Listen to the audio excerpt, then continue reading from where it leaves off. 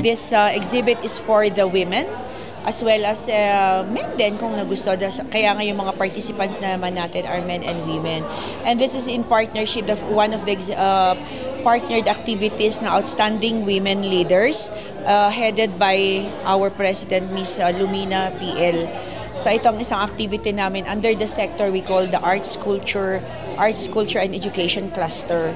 And we are happy to have to be having this exhibit dito sa Baguio Museum. As one, of course, alam naman natin na this is a place that people go to, and then it's a very respectable place to hold an exhibit. So right now we're having 58 artworks on exhibit currently by 32 participating artists. So this is a good avenue. This showcasing of talents, no, nakikita yung merong mga babaeng mga artists din. It's a showcase of talents of women, not only dun sa household but also they can paint, they can do arts. Yan. So sinicelebrate natin sila, and the Outstanding Women Leaders are here to support yung mga advocacies na ganito.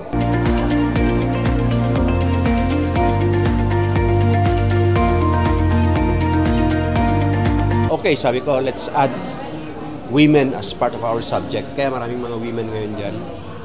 And also, let's expand beyond flowers to include nature.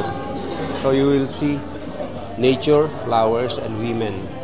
So at first, mga 100 na lang kami. And then we posted sa chat group, dumami at to 36 na. So a lot of them are young artists, and perhaps I'm the most senior among them. So sabi ko, okay, this is your chance. And me, being part of the Creative Baguio City Council, my role is just to support. So we encourage, we continue our engagement with young talents para let's continue with the status of the city of Baguio as UNESCO Creative City.